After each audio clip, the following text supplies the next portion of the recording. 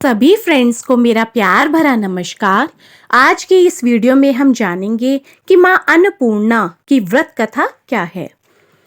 माँ अन्नपूर्णा माता का महाव्रत मार्गशीर्ष मास के कृष्ण पक्ष पंचमी से प्रारंभ होता है और मार्गशीर्ष शुक्ल षष्ठी को समाप्त होता है। यह उत्तम व्रत 17 दिनों का होता है और कई भक्त इसे 21 दिनों तक भी पालन करते हैं। अब हम करेंगे माँ अन्नपूर्णा की व्रत कथा। बोलो माँ अन्नपूर्णा की जय। एक समय की बात है, काशी निवासी धनंजय की पत्नी का नाम सुलक्षणा था। उसे अन्य सब सुख प्राप्त थे, केवल निर्धनता ही उसके दुख का एकमात्र कारण थी। यह दुख उसे हर समय सताता था। एक दिन सुलक्षणा पति से बोली, स्वामी आप कुछ उद्यम करो तो काम चले। इस प्रकार कब तक काम चलेगा? सुलक्षणा की बात धनंजय के मन में बैठ गई और वह उसी दिन विश्वनाथ शंकर जी को प्रश्न करने के लिए बैठ गया और कहने लगा, हे देवादिदेव विश्वेश्वर, मुझे पूजा पाठ कुछ आता नहीं है, केवल आपके भरोसे बैठा हूँ। इतनी विनती करके वह 2-3 दिन भूखा प्यासा बैठा रहा। यह देखकर भगवान शंकर ने उसके कान में अन्नपूर्णा अन्नपूर्णा अन्नपूर्णा इस प्रकार 3 बार कहा। यह कौन क्या कह रहा है? इसी सोच में धनंजय पड़ गया कि मंदिर में आते ब्राह्मणों को देखकर पूछने लगा, पंडित जी अन्नपूर्णा कौन है? ब्राह्मणों ने कहा, तू अन्न छोड़ बैठा है सो तुझे अन्न की बात सूझती नहीं है। जा घर जाकर अन्न ग्रहण कर। धनंजय घर गया, स्त्री से सारी बात कही। वह बोली, नाथ चिंता ना करो, स्वयं शंकर जी ने यह मंत्र दिया है, वे स्वयं ही खुलासा करेंगे। आप फिर जाकर उनकी आराधना करो। धनंजय फिर जैसा का तैसा पूजा में बैठ गया।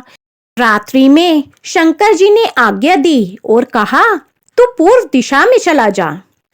वह अन्नपूर्णा का नाम जपता जाता और रास्ते में फल खाता, झरनों का पानी पीता जाता। इस प्रकार कितने ही दिनों तक चलता गया। वहां उसे चांदी सी चमकती वन की शोभा देखने में आई, सुंदर सरोवर देखने में आए।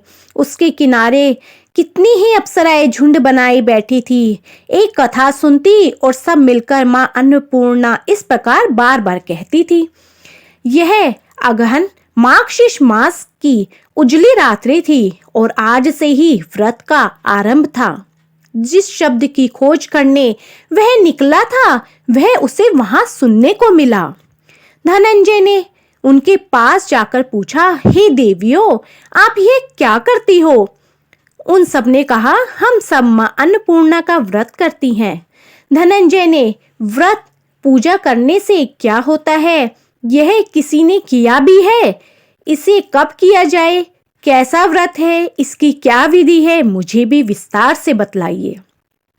वे कहने लगी, इस व्रत को सब कोई कर सकते हैं।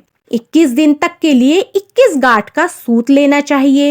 21 दिन यदि ना बने तो 1 दिन का उपवास करें। यह भी ना बने तो केवल कथा सुनकर प्रसाद ले। निराहार रहकर कथा कहें। कथा सुनने वाले कोई ना मिले तो पीपल के पत्तों को रख, सुपारी या घृत कुमारी वृक्ष को सामने कर, दीपक को साक्षी मानकर, सूर्य, गाय, तुलसी या महादेव को बिना कथा सुनाए मुख में दाना ना डाले। यदि भूल से भी कुछ पड़ जाए तो 1 दिवस फिर उपवास करें। व्रत के दिन क्रोध ना करें, झूठ ना बोलें। धनंजय बोला, इस व्रत के करने से क्या होगा? वे कहने लगी, इसके करने से अंधों को नेत्र मिले, लूलों को हाथ मिले, निर्धन के घर धन आए, बांझी को संतान मिले, मूर्ख को विद्या आए। जो जिस कामना से व्रत करे, माँ उसकी हर इच्छा पूर्ण करे। वह कहने लगा, बहने मेरे पास भी धन नहीं है, विद्या नहीं है, कुछ भी तो नहीं है। मैं तो दुखिया ब्राह्मण हूँ, मुझे इस व्रत का सूत दोगी? हाँ भाई, तेरा कल्याण हो, हम तुम्हें अवश्य देंगी। ले इस व्रत का मंगलसूत्र ले। धनंजय ने व्रत किया, व्रत पूरा हुआ। तभी सरोवर में 21 खंड की स्वर्ण सीढ़ी हीरा मोती जड़ी हुई प्रकट हुई। धनंजय जय अन्नपूर्णा कहता जाता था। इस प्रकार कितनी ही सीढ़ियां उतर गया तो क्या देखता है कि करोड़ों सूर्य से प्रकाशमान अन्नपूर्णा माता का मंदिर है। उसके सामने स्वर्ण सिंहासन पर माता अन्नपूर्णा विराजमान है। सामने भिक्षा हेतु शंकर भगवान खड़े हुए हैं। दिव्यांगनाएं चंवर डुलाती हैं, कितनी ही हथियार बांधे पहरा देते हैं। धनंजय दौड़कर जगदम्बा के चरणों में गिर गया। देवी उसके मन का कलेश जान गई। धनंजय कहने लगा, माता आप तो अंतर्यामिनी हैं, आपको अपनी दशा मैं क्या बताऊं। माता बोली, मेरा व्रत किया है, जा संसार तेरा सत्कार करेगा। माता ने धनंजय की जीवा पर बीज मंत्र लिख दिया। अब तो उसके रोम रोम में विद्या प्रकट हो गई। इतने में क्या देखता है कि वे काशी विश्वनाथ के मंदिर में खड़ा है। मां का वरदान ले धनंजय घर आया। सुलक्षणा से सब बात कही। माता जी की कृपा से उसके घर में संपत्ति उमड़ने लगी। छोटा सा घर बहुत बड़ा गिना जाने लगा। जैसे शहद के छत्ते में मक्खियां जमा होती हैं, उसी प्रकार अनेक सगे संबंधी आकर उसकी बड़ाई करने लगे। कहने लगे, इतना धन और इतना बड़ा घर, सुंदर संतान नहीं है तो इस कमाई का कौन भोग करेगा। सुलक्षणा से संतान नहीं है, इसलिए तुम दूसरा विवाह कर लो। अनिच्छा होते हुए भी धनंजय को दूसरा विवाह करना पड़ा और सती सुलक्षणा को सोत का दुख भोगना पड़ा। इस प्रकार दिन बीतते गए। फिर अगहन मास आया। नए बंधन से बंधे पति से सुलक्षणा ने कहा कि हम व्रत के प्रभाव से सुखी हैं, इस कारण हमें यह व्रत नहीं छोड़ना चाहिए। यह माता जी का प्रताप है जो हम इतने संपन्न और सुखी हैं। सुलक्षणा की बात सुन धनंजय उसके यहाँ आया और व्रत में बैठ गया। नई बहू को इस व्रत की खबर नहीं थी। वह धनंजय के आने की राह देख रही थी। दिन बीतते गए और व्रत पूर्ण होने में 3 दिवस बाकी थे कि नई बहू को खबर पड़ी। उसके मन में ईर्ष्या की ज्वाला दहकने लगी। सुलक्षणा के घर वह जा पहुंची और उसने वहां भगदड़ मचा दी। वह धनंजय को अपने साथ ले गई। नए घर में धनंजय को थोड़ी देर के लिए निद्रा ने आ दबाया। इसी समय नई बहू ने उसका व्रत का सूत तोड़कर आग में फेंक दिया। अब तो माता जी का कोप जाग गया। घर में अकस्मात आग लग गई। सब कुछ जलकर खाक हो गया। सुलक्षणा जान गई और फिर पति को अपने घर ले आई। नई बहू रूठकर पिता के घर जा बैठी। पति को परमेश्वर मानने वाली सुलक्षणा बोली, नाथ घबराना नहीं, माता जी की कृपा अलौकिक है। पुत्र कुपुत्र हो सकता है पर माता कुमाता नहीं होती। अब आप श्रद्धा और भक्ति से आराधना शुरू करो, वे जरूर हमारा कल्याण करेंगी।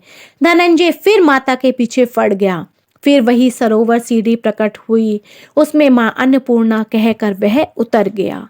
वहां माता जी के चरणों में रुदन करने लगा। माता प्रसन्न हो बोली, यह मेरी स्वर्ण की मूर्ति ले, उसकी पूजा करना, तू फिर सुखी हो जाएगा। जा तू मेरा आशीर्वाद ले। तेरी स्त्री सुलक्षणा ने श्रद्धा से मेरा व्रत किया है, उसे मैंने पुत्र दिया है। धनंजय ने आंखें खोली तो खुद को काशी के विश्वनाथ मंदिर में खड़ा पाया। वहां से फिर उसी प्रकार घर को गया। इधर सुलक्षणा के दिन चढ़ गए और महीने पूरे होते ही पुत्र का जन्म हुआ। गांव में आश्चर्य की लहर दौड़ गई। इस प्रकार उसी गांव के निसंतान सेठ के पुत्र होने पर उसने माता अन्नपूर्णा का मंदिर बनवा दिया। उसमें माता जी धूमधाम से पधारी, यज्ञ किया और धनंजय को मंदिर के आचार्य का पद दे दिया गया। जीविका के लिए मंदिर की दक्षिणा और रहने के लिए बड़ा सुंदर सा भवन दिया। धनंजय स्त्री पुत्र सहित वहां रहने लगा। माता जी के चढ़ावे में भरपूर आमदनी होने लगी। उधर नई बहू के पिता के घर डाका पड़ा, सब लुट गया। वे भीख मांगकर पेट भरने लगे। सुलक्षणा ने जब यह सुना तो उन्हें बुला भेजा, अलग घर में रख लिया और उनके अस्त्र वस्त्र का प्रबंध कर दिया। धनंजय, सुलक्षणा और उसका पुत्र माता जी की कृपा से आनंद से रहने लगे। माता जी ने जैसे इनके भंडारे भरे, माता ऐसे सभी के भंडारे बने। यह व्रत कथा सुनने वाले और सुनाने वाले दोनों की मनोकामनाएं अन्नपूर्णा माता पूर्ण करे और उनकी झोली खुशियों से भर दे। बोलो अन्नपूर्णा माता की जय, बोलो शिवजी भगवान की जय। तो फ्रेंड्स, आपको मेरी ये वीडियो पसंद आई हो तो मेरी वीडियो को ज़्यादा से ज़्यादा लाइक, शेयर एंड सब्सक्राइब कीजिए और बेल आइकन अवश्य दबा दीजिए ताकि आगे आने वाली वीडियोस आपको समय समय पर मिलती रहे।